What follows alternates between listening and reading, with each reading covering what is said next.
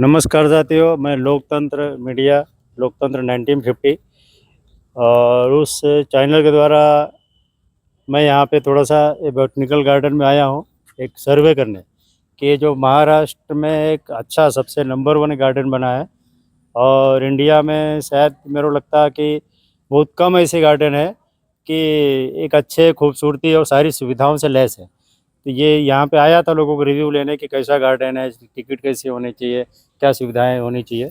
तो उसी के तहत अभी हमारे बल्लारपुर शहर के चंद्रपुर ज़िले में हमारा बल्लारपुर शहर है, तो वहीं पे हमारे बीजेपी के अध्यक्ष आदरणीय श्री काशीनाथ सिंह जी, उनसे मुलाकात हो गई। तो मैं उनसे भी रिक्वेस्ट किया कि जब सबसे रिव्यू ले रहा हो तो चलो आपसे भी थोड़ा चर्चा किया जाए, तो उन्होंने भी अपना समय निकाला, मैं उनके लिए धन्यवाद करूँगा। और अभी मैं आपकी मुलाकात उनसे कराता हूँ। तो धन्यवाद भैया, आप हमारे लिए समय दिए। और ये गार्डन आपको कैसा लगा अभी जो बनाया है, कैसा आपने देखा होगा? गार्डन को कई बार मैं देखने के लिए आया यहाँ पे। हाँ। बाहर से भी जब लोग आते हैं तो आदरणीय श्रीमान सुधीर बाबू मुंगंटीवार की तरफ से रहता है कि कोई भी अगर आता है तो उसको व्यवस्थित ले जा करके दिखाने का कार्य जो है, और लोगों में काफी आकर्षण है इस गार्डन को लेकर के। उसी निमित्त मैं आया था यहाँ पे और आपने आवाज दिया, मैं रुका आपके लिए। तो धन्यवाद। तो अभी गार्डन तो अच्छा है और वाकई में डेवलप हुआ है। अभी जो हाल ही में रिजल्ट आया लोकसभा चुनाव, तो देखा गया देश में सरकार तो बन रही है मोदी जी की, लेकिन जो पूर्ण बहुमत नहीं है। और इतना जैसे यहाँ पे विकास पुरुष के नाम से हमारे सुधीर बाबू प्रसिद्ध है, तो उनकी सीट कैसे क्या अचानक गिर गई, उसके बारे में थोड़ा स्पष्ट। देखिए, ये विषय बहुत बड़ा है। आदरणीय श्रीमान सुधीर बाबू मुंगंटीवार जी का जो विकास कार्य है, विकास कार्य के मामले में सुधीर भाऊ के इतना काम करने वाला हमारे जिले में कोई भी नेता नहीं है। आप यहाँ देखने बॉटेनिकल गार्डन में डेली 25 से 25 लोग जो है आकर के यहाँ पे विजिट देते हैं। आप सामने देखेंगे तो 24/7 नल और पानी की व्यवस्था का उन्होंने बड़ा एक प्लांट बैठाया वहाँ पे। साथ में अभी बगल में 600 करोड़ के ऊपर का महिला यूनिवर्सिटी बन करके यहाँ पे तैयार हो रही है। आप आगे जाएंगे तो देखेंगे सैनिक स्कूल, एक भव्य सैनिक स्कूल बन करके तैयार हुआ है। तमाम ऐसे ऐतिहासिक कार्य, साथ ही साथ तमाम लोगों के लिए ऑपरेशन की व्यवस्था हो, आंखों का चश्मा वितरण हो, अनेक कार्य सम्मानीय सुधीर बाबू मुंगंटीवार जी ने किया है। मगर इसके बावजूद भी हमारे यहाँ के लोगों की जो सोच है, उसके लिए तो जरूर मैं ये बोलना चाहूँगा कि लोगों को अपनी जाति, धर्म, भेदभाव, ये सारी चीज़ों से ऊपर उठ करके विकास कार्यों के लिए करना चाहिए। मैं आपको बताना चाहूँगा, आप खुद भी इस विषय को मालूम है, पिछले बार आदरणीय सुधीर बाबू मुंगंटीवार जी जब वित्त मंत्री बने थे, उस समय भी बहुत सारे प्रकल्प आए और सारी चीजें व्यवस्थित हुई। बगल में अभी आप देखेंगे एक जबरदस्त स्टेडियम है जिसमें नेशनल गेम हुए हैं। ये संभव नहीं है, डिस्ट्रिक्ट लेवल पे होता है, लेकिन सम्मानीय सुधीर बाबू के से हुआ। सभी के लिए सम्मानीय सुधीर बाबू के दिल में, मन में एक स्नेह है, प्यार है, और हर जाति, धर्म, हर वर्ग के लोगों को लेकर के सुधीर बाबू काम करते हैं। मगर मैं यही बोलना चाहूंगा कि सम्मानीय सुधीर बाबू ने जितना काम किया, उसके अनुपात से, उसके हिसाब से लोगों ने उसका ध्यान नहीं रखा। कुछ लालचुबस, कुछ समाज अपना कारण को लेकर के, समाज कारण को लेकर के, सारी चीज़ों को लेकर के लोगों ने अब किस प्रकार की नाराजगी बताई, ये तो लोगों को मालूम है। मगर हाँ, उसमें जो लोग सम्मानीय सुधीर बाबू के साथ में खड़े थे, मैं उनका धन्यवाद करूंगा। मैं ये भी बोलना चाहूँगा कि ये चुनाव सम्मानीय सुधीर बाबू सिर्फ अकेले खड़े थे, और बगल में उनके सामने जो है पूरी सभी पार्टियां एकत्रित होकर के सम्मानीय सुधीर बाबू मुंगंटीवार जी के अपोज में खड़े थे। मगर उसके बावजूद भी सम्मानीय सुधीर बाबू का जो विकास से कार्य है वो रुकने वाला नहीं है। सम्मानीय सुधीर बाबू हमेशा एक ही चीज बोलते हैं कि हार में क्या जीत में सम्मानीय अटल जी की उपलब्धि हमेशा हम लोगों को भाषण में बताते रहते हैं, तो उनको ये नहीं है। अभी आज जब हमसे संपर्क हुआ तो भाऊ का एक ही बोलना है कि जो भी हुआ, जनता जब लगातार 30 सालों से प्यार करती है तो उनके मन में कुछ रहा होगा, लेकिन ये 5 साल में पछताने के अलावा कुछ भी नहीं रहेगा। सम्मानीय सुधीर बाबू पिछली सरकार में जब मंत्री थे तो यहाँ की महिलाओं का खासियत था कि ये इंडस्ट्रियल एरिया होने से लोग यहाँ पे दारू बहुत पीते, उस विषय को लेकर के सम्मानीय सुधीर बाबू ने अपनी जान की बाजी लगा के उस मुद्दे को उन्होंने उसको दारू बंद कराया। मगर ये दूसरी सरकार आने के बाद फिर वही दारू चालू हुआ, और ये 5 साल में वही सब कुछ होने वाला है। 5 साल में पछताने के अलावा कुछ भी मिलने वाला नहीं है। तो भैया आपने ये बताया कि जैसे बहुत सारे लोग अपने काम कर रहे हैं, करने के बाद भी वोट नहीं किया सुधीर भाऊ को, तो लेकिन एक ग्राउंड लेवल में जो मैंने पता किया, वो काफ़ी 2 दिन से मेरा सर्वे चालू है कि सीट क्यों गिरी, क्या कारण है।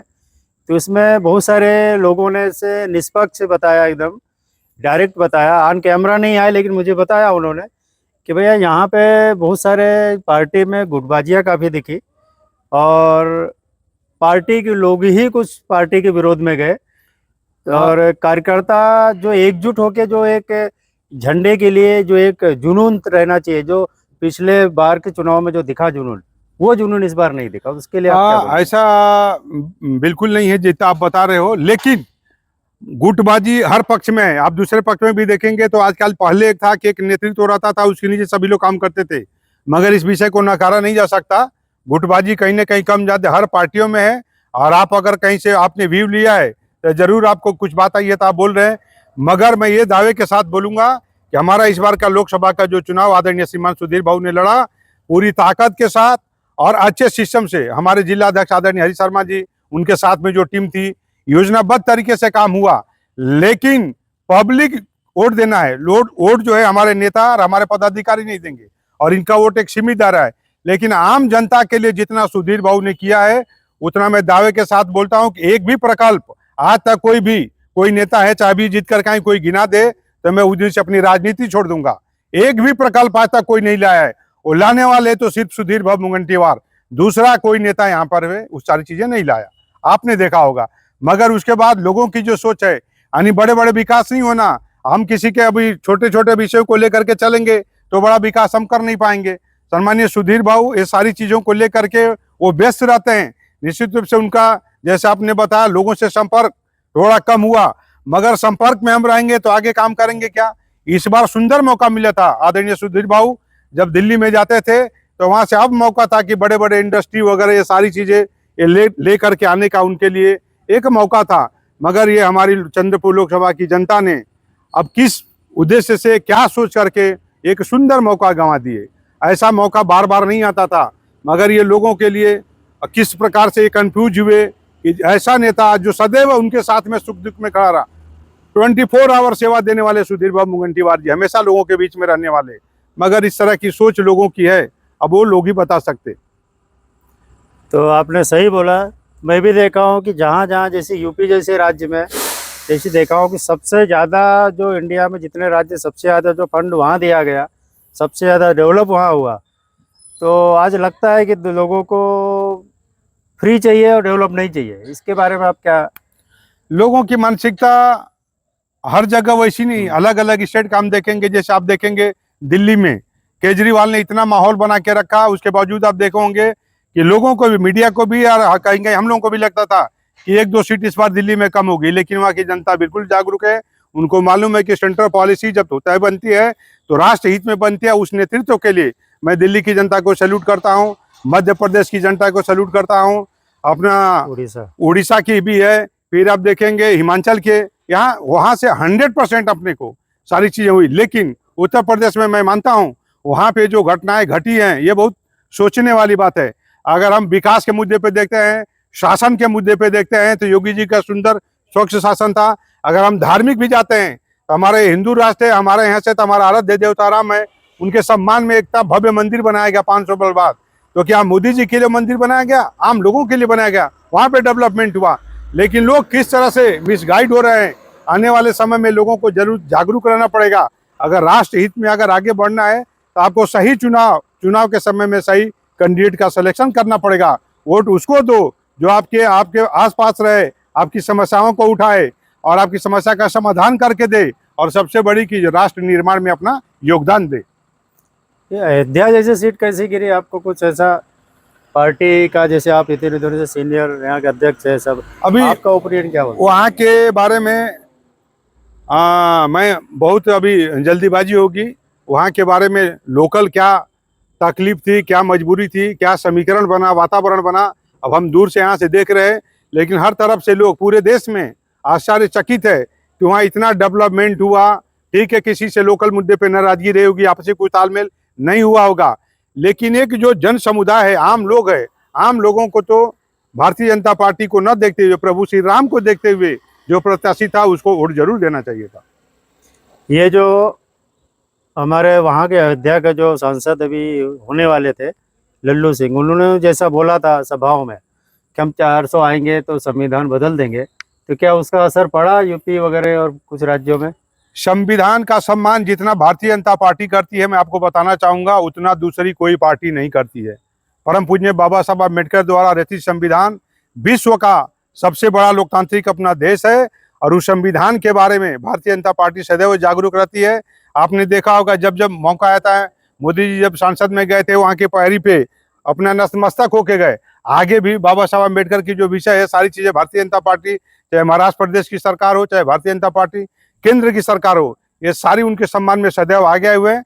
ये छोटी मोटी बातों को लेकर के लोगों में जो अफवाह फैला करके इस बार गलत राजनीति की गई थी, इनको मालूम है कि फिर से तीसरी बार आती है तो संविधान तो नहीं बदलेगा, लेकिन देश का वातावरण जरूर बदलता था। ये जो छोटी मोटी पार्टियां हैं या कांग्रेस की जैसी पार्टियां हैं, इनको निस्तानाबूत होते थे, इसलिए इनको आखिरी मौका था कुछ ना कुछ गलत प्रचार कर करके, लोगों को बता करके और इस विषय को कंफ्यूज कर करके यहाँ पे उन्होंने मतदान लिया है। लेकिन अभी भी जो जनता, उनको भी नहीं मालूम था, वो लोग जो मतदान किए हैं, अभी उन्होंने पछताना आज से ही शुरू कर दिया। अभी आने वाले समय में विधानसभा है बस कुछ ही महीनों में, उसके बारे में आपकी क्या तैयारी कि जो इतना बड़ा अभी हुआ है और तुरंत आप लोग कैसा? विधानसभा मैं आपको बताना चाहूंगा ये कि लोकसभा का जो इस बार अभी चंद्रपुर लोकसभा का जो रिजल्ट आया है, इस रिजल्ट से जिनको मिला होगा, आप देखे होंगे, जो धानोरकर मैडम है वो खुद भी वो नहीं बोले हैं कि हमको 260 या वगैरह मिला, उनका भी जो आंकलन था बिल्कुल कम था। लोगों को वर्गला करके, गलत प्रचार करके, दुष्प्रचार करके हमारा नेता विकास पूर्व आदरणीय श्रीमान सुधीर भाऊ, आम लोगों को मैं क्या दे सकूं, मैंने पहले भी बताया, बहुत सारी योजनाएं लाए, बहुत सारे प्रकल्प आए। ये कोई भूतों ने भविष्य तो इनकी किसी की ताकत नहीं है कि ऐसा प्रकल्प वो ला सकते, न लाए हैं न ला पाएंगे। वो क्या करेंगे, जो अनलीगल काम होता है उसको बढ़ावा देते हैं, और सम्मानिय सुधीर बाबू मुनगंटीवार जी अनलीगल काम के खिलाफ रहते हैं। मगर खास तौर से युवाओं को, जो हमारा भी 2-3 दिन में जो संपर्क हो रहा है, युवा बहुत नाराज है। जो नए मतदाता है वो अपने परिवार में मिल करके अभी सुधीर बाबू मुनगंटीवार जी के साथ में ताकत के साथ खड़े रहने वाले हैं। उनको भी संकल्पना नहीं थी कि इस तरह की घटनाएं घटने वाली है। अभी विधानसभा बिल्कुल वन साइड होगा, ये मुझे पूर्ण विश्वास है। तो इसी सीट से वो खड़े रहेंगे ऐसा ये तो पार्टी के तय करेंगे? शीर्ष तय करेंगे। वो सम्मानीय सुधीर भाऊ की सीट है, वो उनको तय करना है। और यहाँ की जनता को मालूम है कि बल्लारपुर विधानसभा में, चंद्रपुर जिले में जो अनगिनत विकास हुआ है, बहुत बड़े लेवल पे विकास हुआ है, वो दूसरा कोई नहीं करेगा। उनकी इच्छा जो भी रहेगी, एक बार उनसे गलतियां हो गई है, लेकिन वो अभी से पछताना शुरू कर दिए हैं। इससे पहले भी जब चुनाव हुआ था, उनके पश्चाताप के अलावा कुछ नहीं हुआ था। सेम वही कंडीशन हुआ है, सेम वही कंडीशन हुआ है। इसलिए हमारे बल्लारपुर विधानसभा की जनता सदैव सुधीर बाबू के साथ में है और आगे भी रहेगी। महाराष्ट्र में एकदम जो जैसे बहुत सारी उम्मीदें थी पार्टी को, यूपी और महाराष्ट्र में, तो खैर हम तो यूपी में भी, महाराष्ट्र में खड़े हैं, तो आपके हिसाब से ऐसा क्या गड़बड़ हुआ कि इतनी सारी सीटें यहाँ पे, विदर्भ में सिर्फ एक सीट है, ऐसा क्या हुआ होगा? ये अपने मेरे ऊपर लेवल की बात है, बहुत सारी चीजें हुई। हम कहीं ना कहीं हम काम करने में व्यस्त रहते हैं, और विरोधी पक्ष, उनके पास कुछ नहीं रहता है, तो छोटी छोटी चीजों को उठा करके मुद्दा भड़काने का काम करते हैं। लेकिन हमें अभी पब्लिक को क्या पसंद है, मैं बार बार फिर वही बोलूंगा, सम्मानीय सुधीर बाबू मुनगंटीवार जी ने जितना काम किया है पूरे जिले में, पूरे जिले के नेता अगर मिल जाएंगे, उनको काम को गिनाओ तो उसके 50 गुना सम्मानीय सुधीर बाबू मुनगंटीवार जी ने लोकहित में काम किया है, विकास किया है। लेकिन इसके बावजूद भी लोगों के बहकावे में आना है, ये लोगों को सोचना है। ये हार सुधीर बाबू मुनगंटीवार जी की हार नहीं है, ये हार जो है हम लोगों की है, आम जनता की है। एक ऐसा नेता जो सदैव आपके साथ में काम करता है, खड़ा रहता है, और एक ऐसा नेतृत्व को आप चुन के ला रहे हो जिसका कोई रोल ही नहीं है। उन्होंने क्या किया है? कुछ भी नहीं किया। मगर ये लोगों को सोचना पड़ेगा, गलतियां हर इंसान से होती है। इस बार लोगों से गलती हो गई है और लोग अभी जागरूक हो गए। तो धन्यवाद, आपने अच्छी जानकारी दिया। तो मेरा भी एक ये ओपिनियन था कि आज जो देश में काम हो रहे हैं, अच्छे हो रहे हैं, मोदी जी अभी सरकार भी बनाने जा रहे हैं और ज़िले में भी अच्छे काम हुए हैं। तो मेरा एक ये सुझाव था कि जैसा आज के जो हुआ आकलन, उसमें एक टीम बनाना चाहिए पार्टी ने, वो एक ऐसी टीम होनी चाहिए कि जैसा एक अपन जाते जैसी पुलिस विभाग में एक टीम होती है, वो पब्लिक के मजाक में सिविल ड्रेस में पूछती है कौन आदमी कैसा क्या है। तो वो एक टीम ऐसी बनानी चाहिए ग्राउंड लेवल में कि जो लोगों के वार्ड मेंबर क्या काम कर रहा है पार्टी का, कौन आदमी क्या कर रहा है कि नहीं कर रहा, सुविधाएं लोगों को पहुंच रही कि नहीं पहुंच रही, ये चीजों में थोड़ा ध्यान देना पड़ेगा। बिल्कुल सही बात है आपकी। और टीम हमारी बनके है, उसमें और हम अच्छा काम करेंगे। आपने देखा होगा ग्राउंड लेवल पे कोरोना काल का समय था, आदरणीय भाऊ ने जितना सुविधा दिया, हमारे भारतीय जनता पार्टी के सभी पदाधिकारी, कार्यकर्ता, नगर सेवक सभी ने मिलकर ग्राउंड लेवल पे काम किया। अभी भी हमारा काम है। काम के मामले में दावे के साथ मैं किसी से भी बैठ करके मैं चर्चा करने को तैयार हूँ। हम लोग जितना काम करते हैं भारतीय जनता पार्टी के लोग, उतना कांग्रेस के लोग नहीं देखते। लेकिन आपने बोला बिल्कुल सही बात है, हमको और लोगों के बीच में जा करके उनकी क्या इच्छा है, क्या वो चाहते हैं, अब उस अनुरूप से काम करना पड़ेगा। ये तमाम विकास कार्य करने के बावजूद भी अगर लोगों की सोच बदल रही है तो उनकी सोच को समझ करके लोगों के बीच में जा करके हम अवश्य कार्य करेंगे। धन्यवाद भैया। और इसी के साथ आपने हमारे साथ जुड़े और चलते हुए अभी अचानक आपने समय दिया। उम्मीद करता हूँ आने वाले समय में इसमें सुधार होगा, पार्टी और अच्छा बेटर करेगी और जिले में विकास होगा। जय हिंद, जय भारत। धन्यवाद। अच्छा।